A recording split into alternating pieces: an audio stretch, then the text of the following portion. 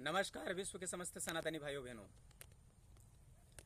अभी गणेश उत्सव चल रहा है और मैं जो बात बताने जा रहा हूँ सनातन से संबंधित वो गणेश जी से संबंधित है। हमें बताया गया है कि माँ पार्वती ने स्नान करने के बाद में उनका जो मल निकला था उस मल को इकट्ठा किया और उस मल से गणेश जी का निर्माण किया और उसमें जान डाल दी, जिससे गणेश जी उत्पन्न हुए।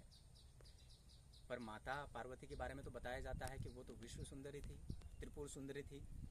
तो क्या मैया कई कई दिनों तक नहाती ही नहीं थी क्या कि इतना मेल उनके ऊपर इकट्ठा हो जाता था? आज के साधारण नारी भी ऐसी नहीं है कि जो कई दिनों तक नहीं नहाती और इतना मेल इकट्ठा कर ले। तो ये सांकेतिक है, इसे समझने का प्रयास करें। दूसरी बात, एक साधारण सा जो योगी होता है उसका भी क्रोध लुप्त हो जाता है, विलोपित हो जाता है, खत्म हो जाता है। पर यहाँ परमात्मा भगवान शिव जो योगेश्वर हैं वो आते हैं और बच्चे के ऊपर क्रोध करते हैं और इतना क्रोध करते हैं कि सिर ही काट देते हैं। एक योगी तो ऐसा कर नहीं सकता। और फिर जब सिर काटा ही है और जब उन्हें सिर जोड़ना ही आता है तो फिर उन्होंने हाथी का सिर ही क्यों जोड़ा? या तो वही सिर जोड़ देते या और अच्छा सिर जोड़ देते।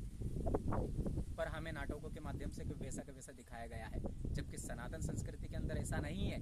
ये केवल सांकेतिक है। तो धर्म को सही दृष्टि से देखना सीखे। और सही दृष्टि कब आएगी? जब आप मंथन चिंतन करेंगे। जिस समय ये कहानियाँ लिखी गई होगी या जिस समय ये कथाओं का निर्माण किया गया होगा उस समय उन्होंने जिस भाव से लिखा था उसे समझने का प्रयास करें। कई सारे आक्रांताएं आए, उन्होंने हमें गुलाम बनाया।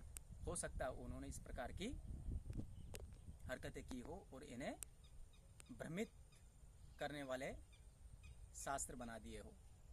तो समझने का प्रयास करें। इसी प्रकार की रोचक जानकारी जानने के लिए मेरे चैनल को लाइक करें, शेयर करें, सब्सक्राइब करें। जय जय श्री राम, राधे राधे, ओम नमः शिवाय।